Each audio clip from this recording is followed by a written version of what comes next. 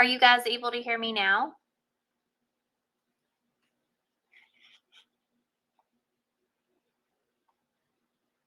Oh, awesome. Okay, good. I'm not sure what happened there. I'm glad you guys can hear me. If you are not able to hear me at any point during the presentation, let me know. I've been having some issues and I'm not really sure what's going on. I'm thinking maybe my computer is on its last leg. Okay, so I'm glad you guys can hear me. I dropped downloads in of this is for the workbook. I dropped those in. If you have not downloaded those yet, it looks like 58% have. So if you haven't downloaded those yet, go ahead and do that and we will get started. So just a couple housekeeping things.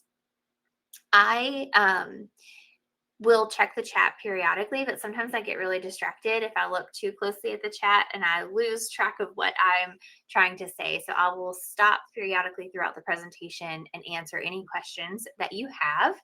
And if you have any questions, just drop them in there. And then we will discuss them all. I'm so glad you guys are here.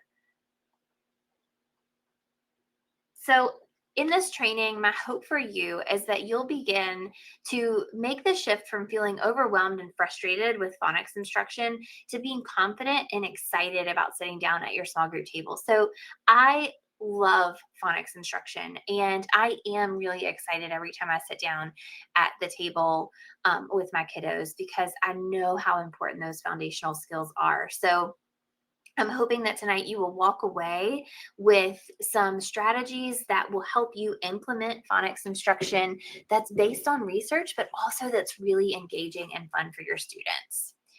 So, our objectives for tonight are to really explore the background into phonics, understand the research, and understand how it all comes together. So, let's talk about why phonics instruction is important.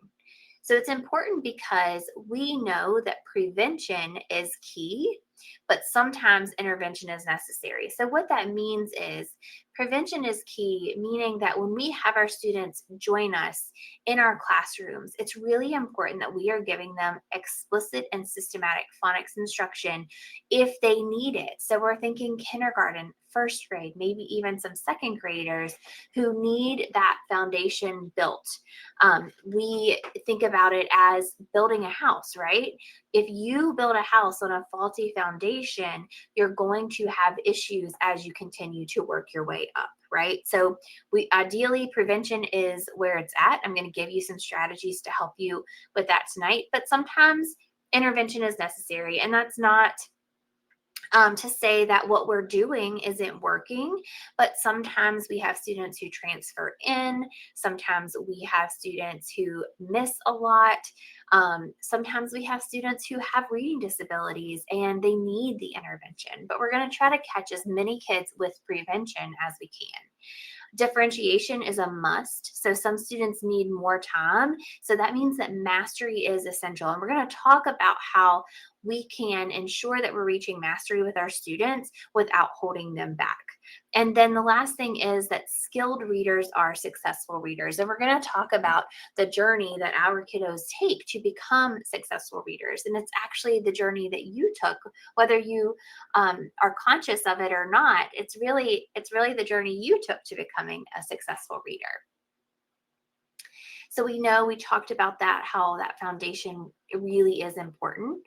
I'm going to talk to you guys today. I'm going to share with you how you can grab this bonus curriculum guide. So this curriculum guide has everything that you need in it to teach phonics. So it gives you the background and the research, but then it also goes into activities, it goes into lesson planning, it goes into how you need to group your students based on data. It talks about data, and then it also gives you some really high impact strategies and how to use them with your students. So I'll share that with you, and I'll also share with you how you can get this extra bonus that is all about building fluency from the letter sound level to the word level to the letter formation level to actually being able to read in context those sentences and those passages.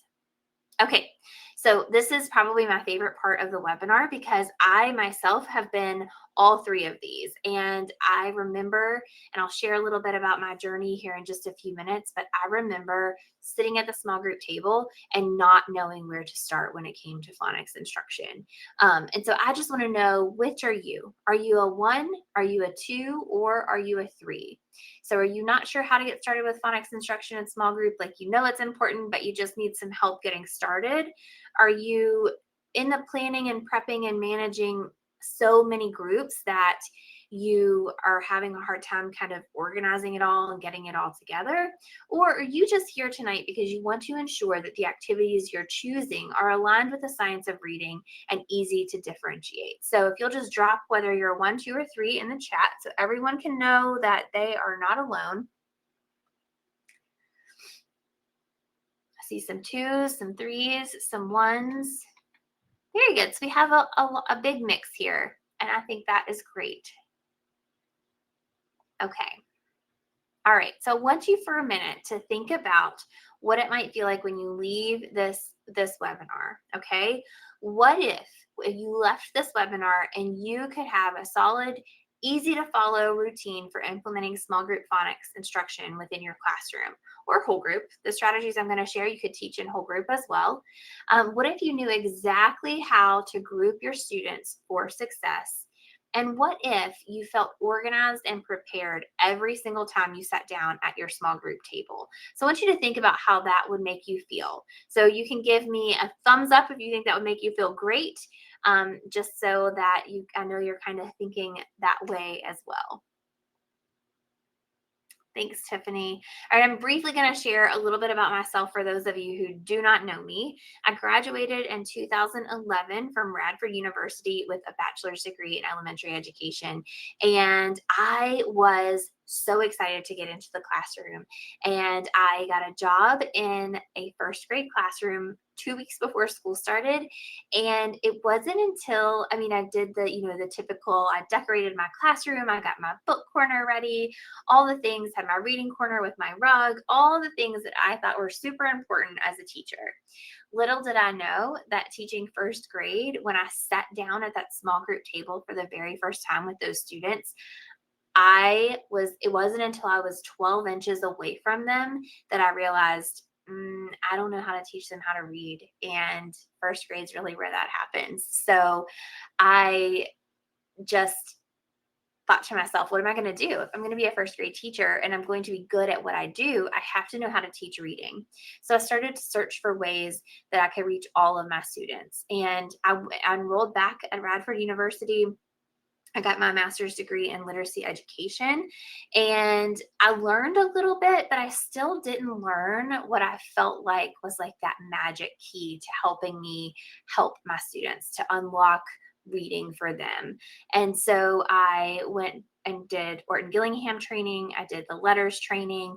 I went on to become a Title I teacher, and I taught reading groups. And all day long, I had 9 reading groups a day, and I loved it. I loved every minute of it because I felt like, all the training in the world is great, but what you do and what you figure out as a practitioner with your students every day gives you a lot of good information as well. So in 2015, I was asked to become a literacy coach for a school in our district. And I said, no way, because I don't want to work with adults. And so I ended up actually saying yes, that I would give it a try. And it really is what has helped me grow into what I'm doing inside and out of school right now. I love working with adults. I love working with teachers. Teachers have a special gift. And I love how we really are the only space that I feel like really builds a community. We build each other up. We support each other. We share. We're each other's family. I really feel that way. And so I love working with adults, and I love working with teachers like you as well in this space. And so then in 2020, when COVID happened, they took the reading specialists and they put literacy coaches and they put them back in the classroom to reduce numbers. And I love to call that my sabbatical. And I call that my sabbatical because I learned more that year having a kindergarten group of students from start to finish than I have learned period in my career. And it really taught me so much. And it really is what kind of made me kind of go on this journey that I am on with you guys. So this is me in kindergarten, and it hit me when I was in kindergarten teaching. I started thinking back and talking to my mom about what my kindergarten experiences were. And I remembered that learning to read wasn't very easy for me, but I didn't ever feel embarrassed about it because I didn't really at that point know. I didn't know that I was struggling to read. When I was in kindergarten, my kindergarten teacher told my parents, give her time. She just needs the gift of time. And, we hear that all the time. And so my parents did. And then when I got to first grade, I was still struggling. And so the picture here on the right is the end all be all of the little small town that I grew up in. We were a paper mill town, and both my parents worked there, and they worked overtime to send me to tutoring so that I could learn how to read. And that tutor really opened so many doors for me. She taught me how to read, and I remember the smell of the classroom that I was in with her. I remember how she made it fun and exciting, and I knew from that moment on that I wanted to be a teacher, and I would forever play in my basement with my chalkboard and, pretend grading papers. And so I know some people say they didn't know they wanted to be a teacher, and a lot of people say that they knew they wanted to be a teacher. But I knew from that moment that my job was to grow up and be a teacher and make somebody feel the way that tutor made me feel. So that's just a little bit about me. This is my family. I have a son and a daughter. They are in third and fourth grade right now. And this is how you can find me most days prancing around my school. I carried on that let's make it engaging for students. Let's make reading fun for students. Let's make them happy, but let's teach them based on the science. And so that is what we do. All right, so that is enough about me. Let's talk about reading. Let's talk about phonics. So I want you to get in the mindset of you have your workbook. I want you to spend the next 40 minutes here with me, and we're going to set your navigation, and I'm going to take you through the journey that your readers take and how we can best support them. So the first thing we're going to do is we're going to discover how our kids actually learn how to read, because research tells us that we all learn to read in the same way. We're going to really understand what that research says. And I'm going to also share with you why some kids struggle and how we as educators can bridge that gap for them. Then I'm going to share with you some ways that we can continue working together. And I'm going to end with some Q&As and some freebies that I have for you guys. All right, so step one is understanding your reader's journey. So the path of a reader is the same for everyone, and it starts really before we even start reading. It starts in preschool. It starts when our kids are 2 and 3 and we're talking to them and we're singing nursery rhymes with them. And it's that oral language piece. It's that early phonological awareness, things like alliteration, like the book Brown Bear, or rhyming, or syllables, or sentence segmentation. So those are those larger units that we kind of start our journey with. We start understanding sound and how it works.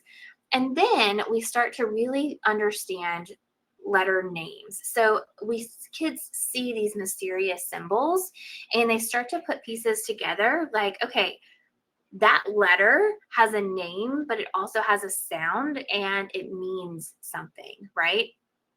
So we start to make this letter sound connection. C says k, A says ah, T says t, right? But then we as educators help support our students in those early skills, those early phonemic awareness skills, like blending and segmenting. So blending and segmenting, research tells us, are the two most important skills that we can teach our students, because when we teach them to blend and segment, those are the two skills that are closely aligned to reading and spelling. So once they understand, they have some letter sound knowledge, they can orally blend and segment phonemes.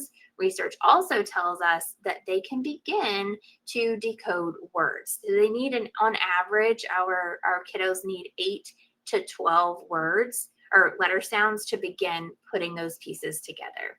But when they do, they're able to start decoding and they're working through sounding out those words. So after they know that C says k and A says a and T says t, okay, they're able to put those together. They're able to segment them out, k, a, t, from their knowledge of phoneme segmentation, and then they're able to blend it back together from their knowledge of phoneme blending and read the word cat.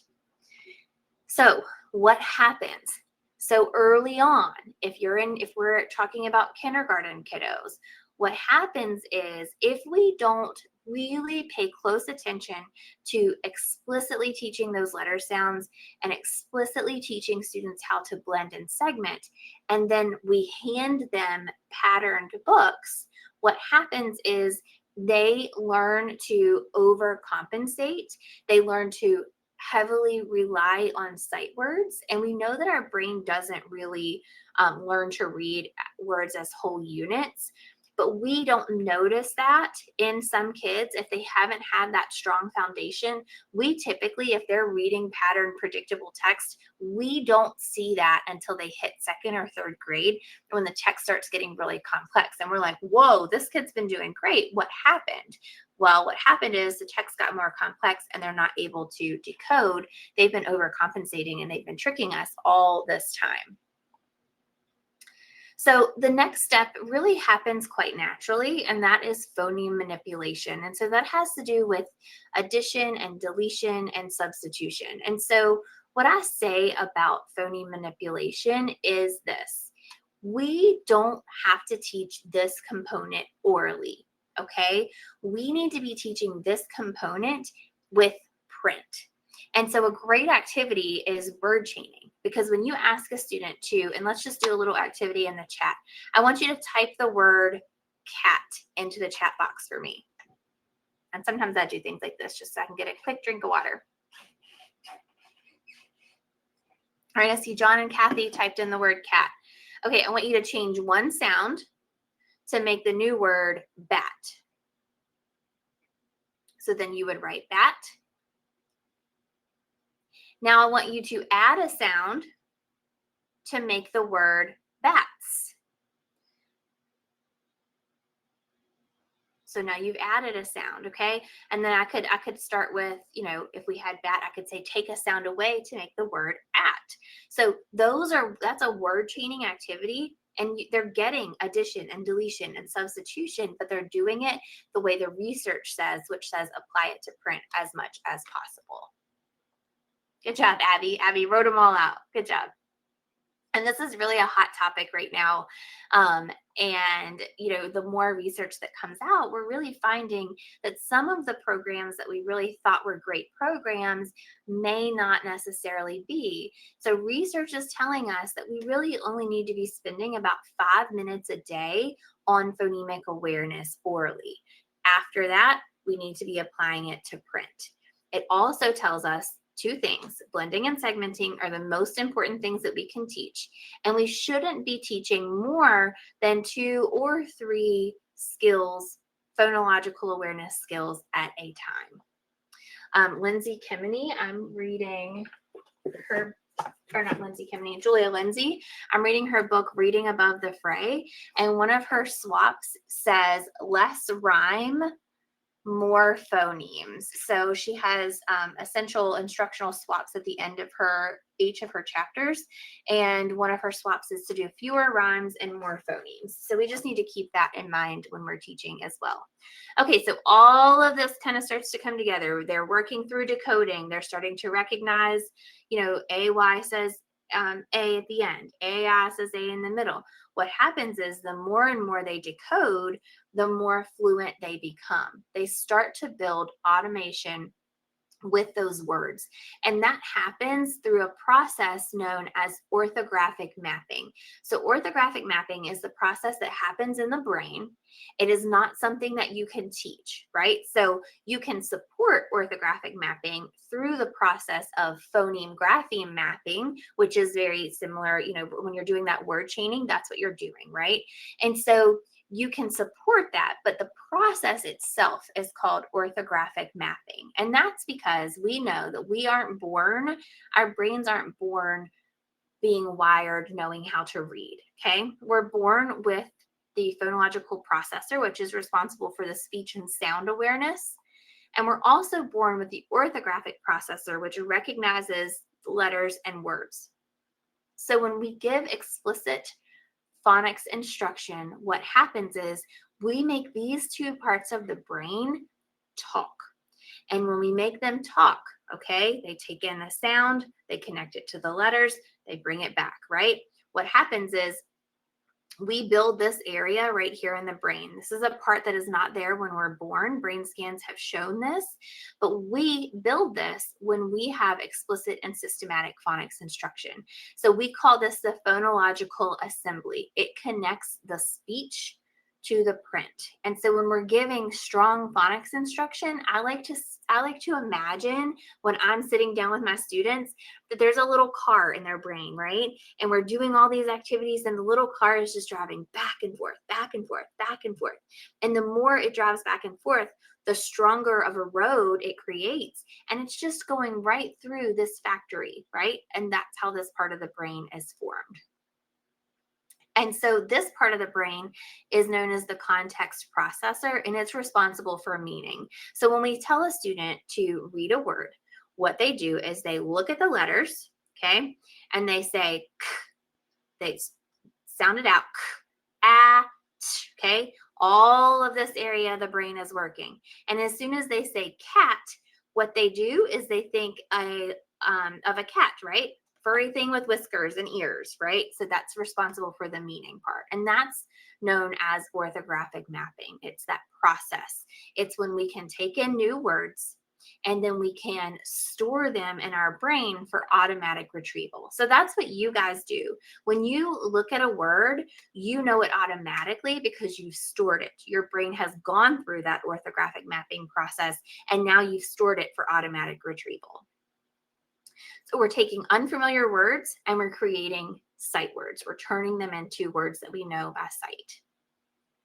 Okay, so the theory is that skilled readers are fast, but not too fast, precise, and they have automatic word recognition. And that's what builds fluency. So when they're building fluency and they're working really hard to do that, they're building that automation with unfamiliar words. What happens? They take the cognitive load is lifted. They're not working on decoding, right? They are working on reading and understanding what they read. So then we're like this. We did it. They're comprehending what they're reading and we're super excited about it, right? Not really, because the ultimate goal is for our kids to read to learn, right? So I want you to look at this, and I love sharing this diagram or this image because when our kids, how many kindergarten teachers do I have? Just tell me in the chat while I'm talking. When our kids come to preschool or kindergarten, this is where they start. And I like to think that I like to use the analogy of a runner. Okay. If you're a runner and you're running and you come up on a hill and it's a really steep hill, your first thought probably is you're looking up at that hill and you're thinking, I don't want to run up that hill. And that's what our kids do. Okay. That is the big climb that they have to make. But they make that climb because you are amazing teachers and you help them along the way. Okay. So they don't necessarily want to climb that hill, but they start anyway because they have teachers like you. So they start working their way up. They start learning some letters and sounds. They start learning that beginning phonemic awareness piece. They start to put it together.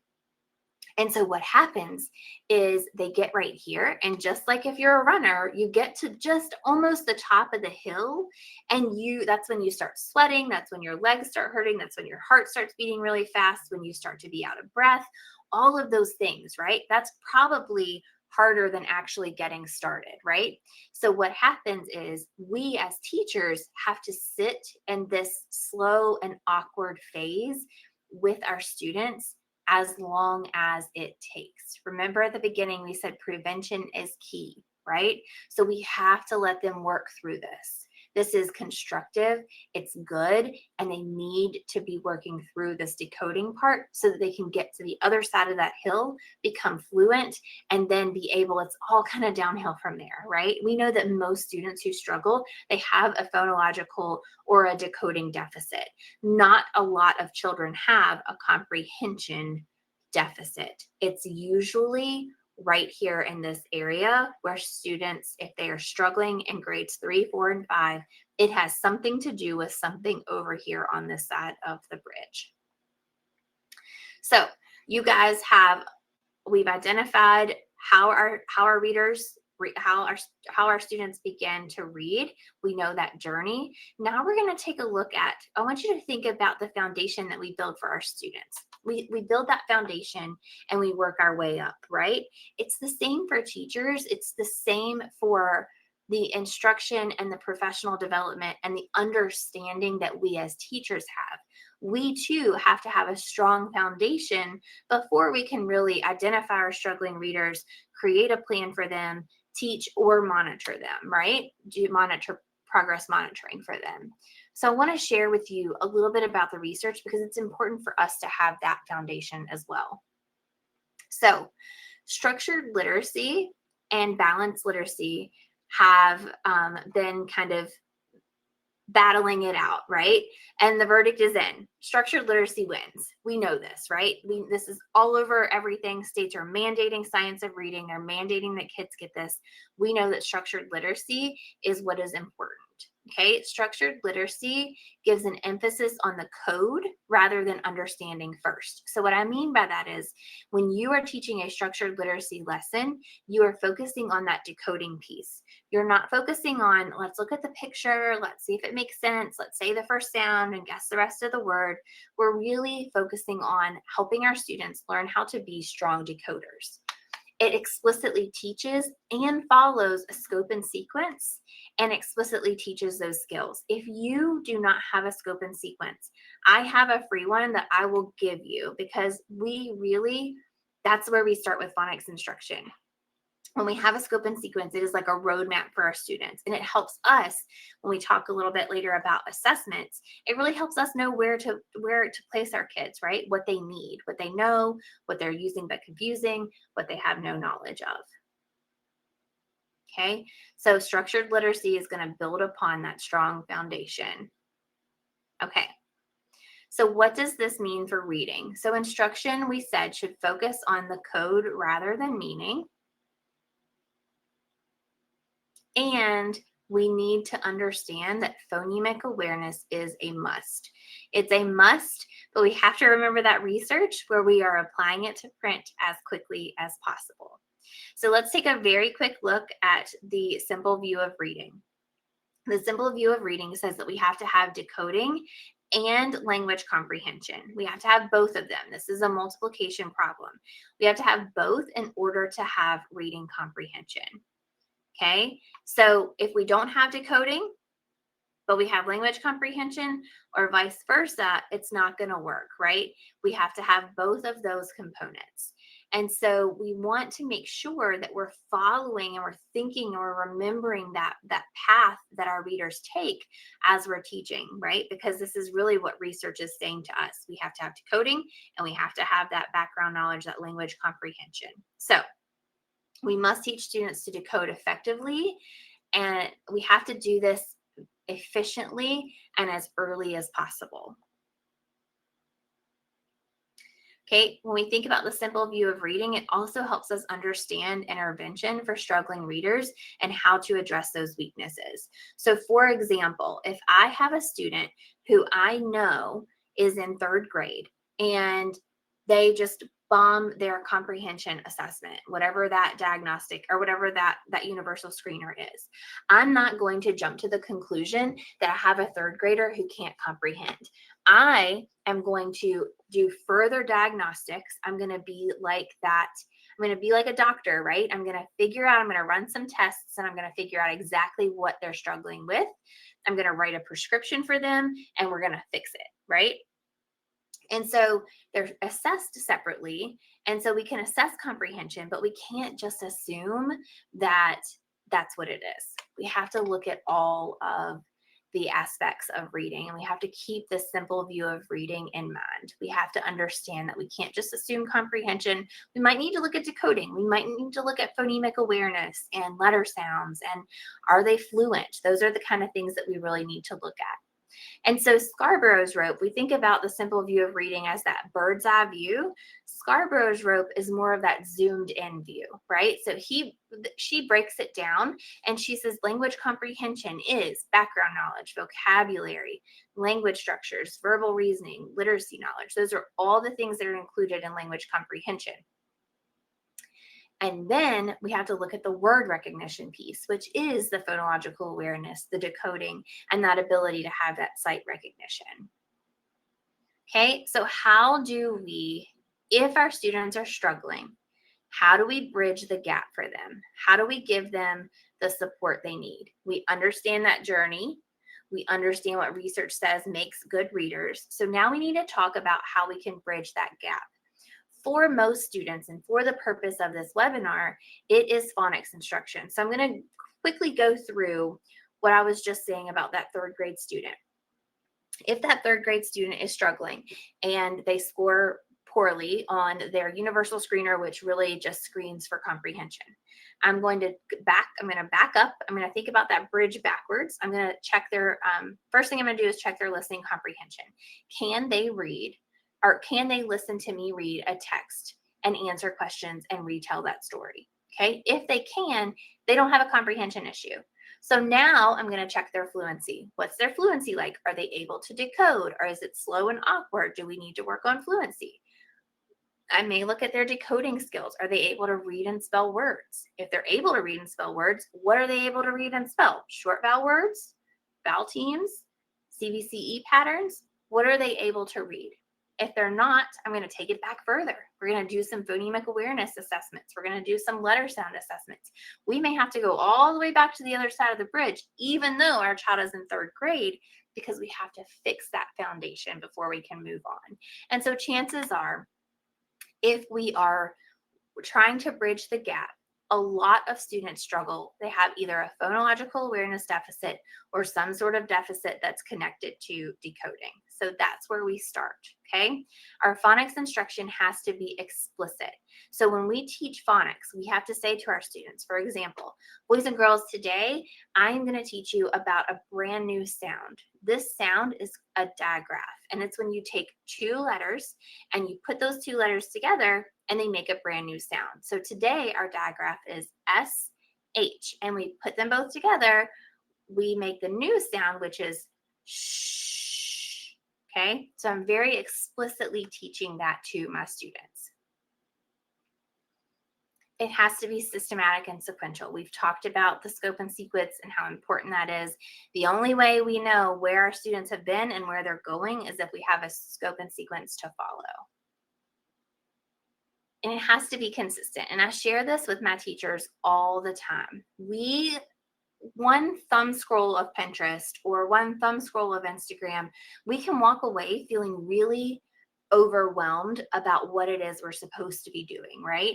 And so we just need to make sure that we are consistent in what we're doing with our students when they come to the small group table. We need to have high impact activities to move that needle forward for our students. And so not only that, but when you are consistent, you don't have as much planning to do, because if you can really hone it down to, on Monday, I'm doing a phonemic awareness warm up. On Tuesday, and then on Mondays, I'm also going to do a visual drill and an auditory drill. And then I'm going to follow that up with word chaining. I have a teacher who has a lesson plan, and every single Monday, she's word chaining with her students for that explicit teaching piece of the lesson. It doesn't matter whether they're doing vowel teams. It doesn't matter whether they're doing short vowels. That takes that cognitive load off of her. Mondays are word chaining days. Wednesday, Thursday, Friday, we're really spending time in text. So consistency is not only for your students, but it's for you too, to make your planning easier. All right. Are there any questions before we move on? I feel like I'm talking really fast, trying to get it all in.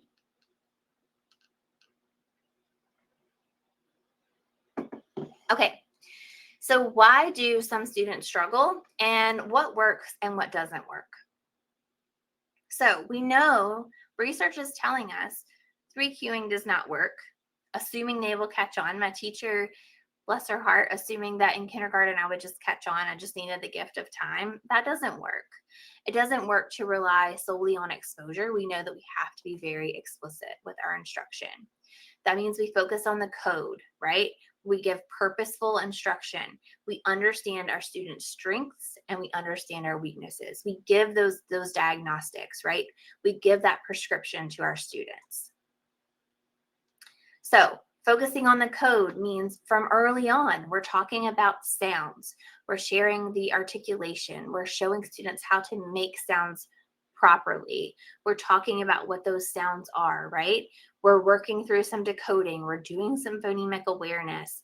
We have replaced our three cueing with a strategy strip that tells students exactly how to decode words and how to attack those words in text.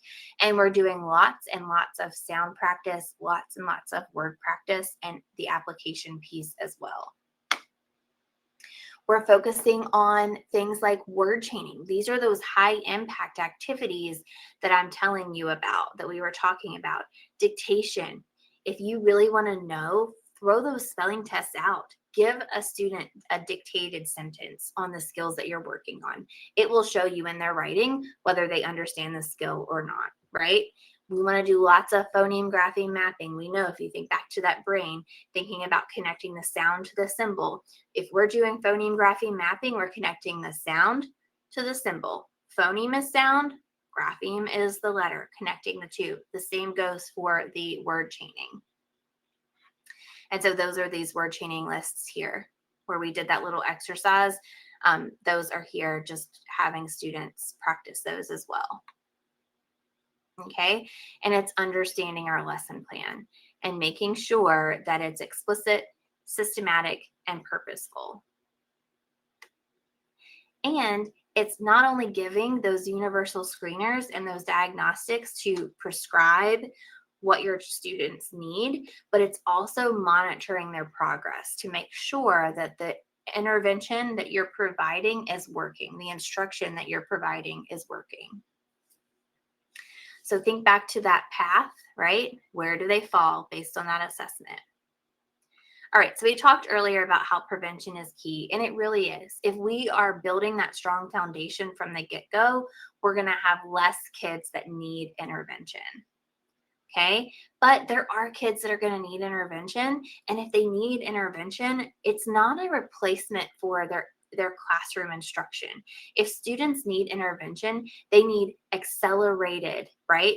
They need it in their classroom with their classroom teacher, and then they need a second dose of that in tier 2, and then they may need a third dose of that in tier 3. So intervention is not a replacement for what they're getting in the classroom, it's in addition to. So if we don't have the prevention piece, if we have students who come to us who've not had a strong foundation and we don't recognize that they need the intervention, what happens? Our kids fall through the cracks, and we don't want that, right? We want to bridge that gap for them. Okay, we talked a little bit already about assessments, and this is kind of how our students learn, right? And when they struggle, this is how we assess. So I want you to look at this. How they learn, there's your path. How we assess, especially for our older students, right?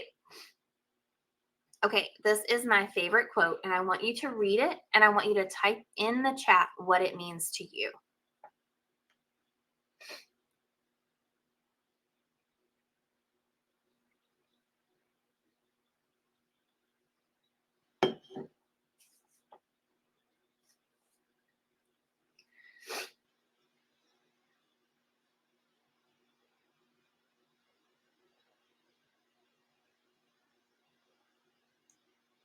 So for me, delivering the what sticks out to me here is that quality instruction, the right level. When we're talking about intensity here, that's talking about the intervention piece, and the duration is talking too about the intervention piece. to the right children. That means, are they children who need this support at the right time, right? Very targeted. Yes, John, very good. Very targeted differentiation. Yes. Okay, so this is Nancy Young's reading ladder. And what you see here is that these kiddos right here in the teal and the pink are this 5% here. They're going to learn any way we teach them, right? They're gonna be fine. Okay, these will probably skirt through and be okay. These students right here in yellow need explicit and systematic phonics instruction, and these kids need that systematic, explicit phonics instruction and more. And I love using this diagram because look at how many kids need it versus how many kids may not need it, right?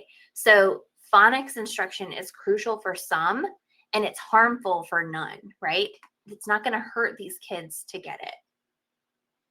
Okay, so we've talked about the background and the research. We've talked about how to identify those struggling readers. Let's look at this part, the creating a plan, the teaching, right? So that is where I want to really be able to support you as a teacher. Okay, I want to be able to carry on this and talk to you about creating a plan, what that plan looks like, looking at your students' data, helping you figure out what they need, and then teaching, right? What does it look like in the classroom, and monitoring that progress. So I want you to tell me in the chat which one you are. Are you option one, who might still feel a little overwhelmed and need some support in small group? You're tired of spending hours searching and planning and prepping. You kind of just want that one-stop shop, right? You just want to be able to really understand what you need and be able to have it, okay? Or option two, feel confident and organized when you reach your when you sit down at that small group table. So tell me how you feel. Are you a one or a two? All right. So I want you to think about what it might feel like if you really did know exactly where your phonics instruction is, right? Exactly, and being able to really create plans. And when I say create plans in for each week, for each group in less than 10 minutes, to have that really structured plan, to walk away Friday afternoon with small group lessons planned and your materials prepped, to have a community of teachers to turn to when you have questions or you just need support. And remember, I talked about how I really love that about us. I really love that about the teaching profession. And knowing that you have differentiated science of reading aligned resources at your fingertips. Okay, so if you feel like you would love to continue working with me and have me be your biggest cheerleader and your biggest supporter and hand resources over to you so that you are prepared and you have lesson plans ready to go, print them and go, then you're invited to join me for the Foundations to Fluency course. Within this course, you have modules just like this, but they're broken up into skills. And so we talk about, yes, we talk about the research. Yes, we talk about the journey that your readers take, but we also really deep dive into what does good letter sound instruction look like? What does the research say? What does really good phonics instruction look like? What does the research say? How do we use decodables? How do we monitor the progress of our students? Okay, so it gives you all of the knowledge. And then within this course, you literally go to a tab and download whatever you need. So if you say to yourself, I'm teaching short A, you click the short A tab, you click on it, and you download the resources and lesson plans for the week. If you're teaching AY and AI, you go to AY and AI, you click on it, you download the lesson plans and resources that you need for the week. So it really is taking the guesswork out of it, and can feel good knowing that it's aligned to the science of reading and that they really are those high impact activities. So joining the Foundations to Fluency course will really ensure that you go from feeling overwhelmed, pulling resources from so many different places, to informed because you're pulling it from one place. You have everything that you need at your fingertips. So you've got your 5 modules. They are on demand. You can watch them whenever you want to. You have your letter sound curriculum, your phonics curriculum. So these are both in there. In action videos, there are videos in there that show a small group lesson start to finish, but then there are also little bite-sized videos in there just showing you like, hey, this is how you word chain, or hey, this is what dictation looks like, or this is what phoneme grapheme mapping looks like. There are some bonus PDs in there, and then you have that community support as well. So if you join, you'll get your bonus all of these resources that tell you exactly how to start up that go right along with those modules. And you'll also get the resources that I shared with you early on with the to build fluency, all the way from letter sounds to words and sentences. So your ebook is here. You get the entire letter sound curriculum. So what you see here, there are 8 different weeks, and within each week you have everything you need to conduct that lesson. So you can see you've got your lesson plans there, all of the resources that you need to get you started. You have your visuals. We talked about articulation. We talked about sounds. We talked about explicit introduction of those letters. All of those things are there for you in that letter sound curriculum. Then you have the phonics curriculum. And so here's a sample of what it might look like right here. If you look at these lesson plans, you can click on those blue links. And so if you're teaching, say, word chaining, for example, and you click on that within the lesson plan, so you have that scripted lesson, but then you also have a lesson plan that you can fill in on your own from that scripted lesson. But if you were to click on word chaining, it would take you right to that resource. You could print it off and be ready to go. And you'll also notice that here, there are little blue links at the beginning of all of the cover sheets. And those are where those little mini lessons, those little mini videos on how to do an activity are embedded. And then you also get an entire module on assessments. I give you an assessment. I give you the quick checks so that you can give your students the assessment, figure out where they land on that scope and sequence, start your instruction, go to the resource hub, print everything off that you need. And then you have all of those resources, like I said, right at your fingertips. And I also did a module on organization, because that is something that everybody needs. Everybody, that's one question. If I share my drawers or I share how I've organized something, I get tons of questions. So I stuck a module in there for that as well, because it really shows you how to organize. So what you see right here, for example, are those phonemic awareness warm-ups. And I put everything is on a ring. It makes it easy. So I can have that on a ring on my cart. And if I have a group that's doing short A, I flip to short A, I've got my warm up. And then the next group is vowel teams. I flip to vowel teams, I've got my warm up. I do that for my phonemic awareness warm ups. I do that for dictation.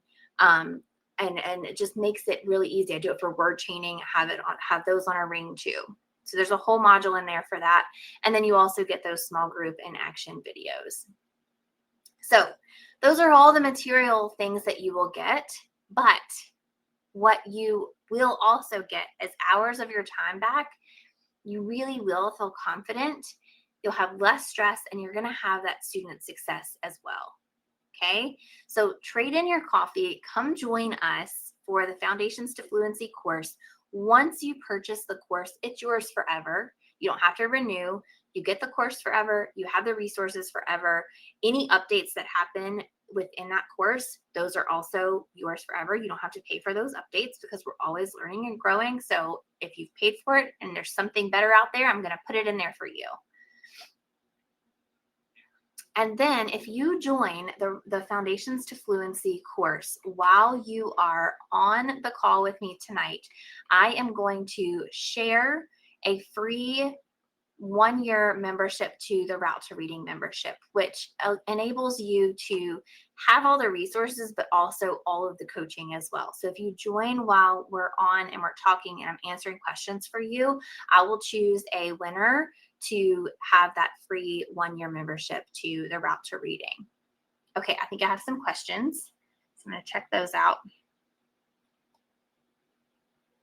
I'm going to drop the link to Foundations to Fluency if you want to check that out. And if you are a Route to Reading member currently, please email me because you have access to all of the resources already. So all you are going to have to purchase, I will give you a discount code so that all you have to purchase then is are the modules themselves, Tiffany. And I sent a code out there. But if you didn't get it, it's okay. Just email me and I'll make sure that you get that code. And if you would like to stick around while you're here, I'm going to give you a sneak peek into the membership or the course. Sorry. Don't look at my lacrosse hair. I'm sitting outside. Sports season is killing me.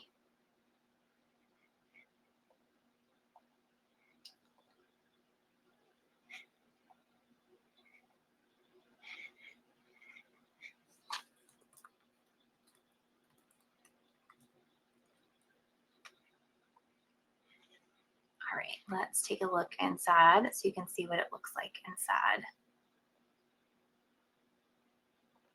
the course. I'll give you a little sneak peek.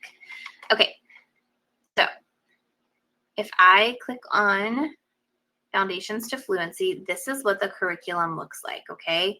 So you've got your modules here. You can keep track of your progress.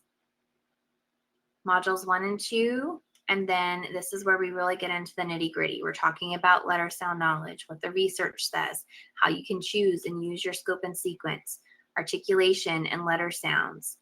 And then this is probably my favorite module in each section, and it's the planning a letter sound lesson. So we work together to go through what is in a good lesson, and then we create one together.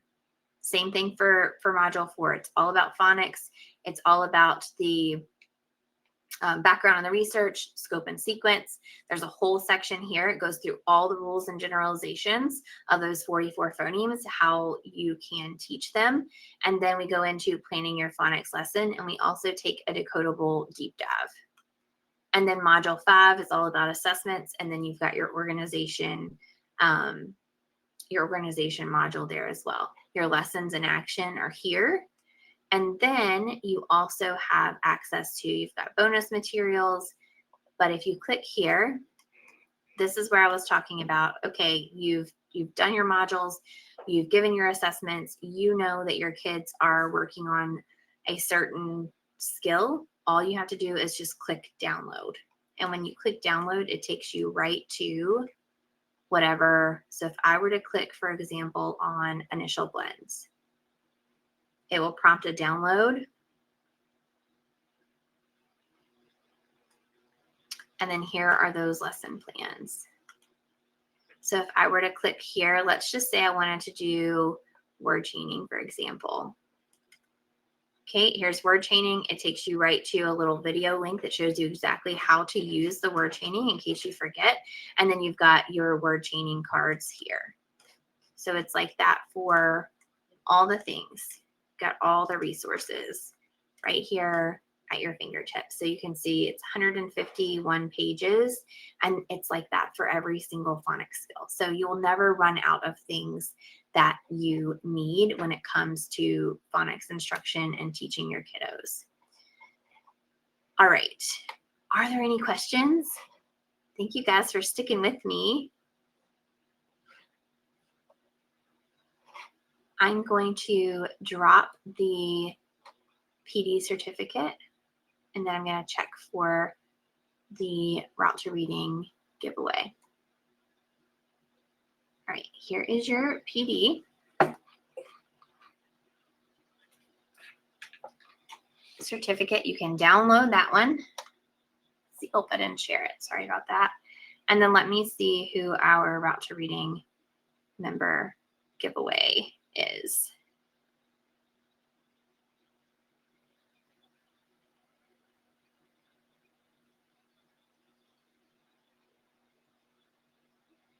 Okay, it looks like Bethany. Bethany, if you're on here, just send me an email and I will send you access to Route to Reading for a full year because you joined the Foundations to Fluency course. Thank you for being here. All right. If there are not any other questions, please know that whether you choose to join Foundations to Fluency or not, I'm always here to support you. Send me an email, send me a message on Instagram, give me your questions. I have tons of free PD coming up on Facebook in the next couple weeks. So I'm here for you if you need me. We're all in this together. So if you need me, just reach out and I'll help you in any way that I can. And thank you so much for being here tonight. I'm going to stick around for just a few minutes if anyone has any questions.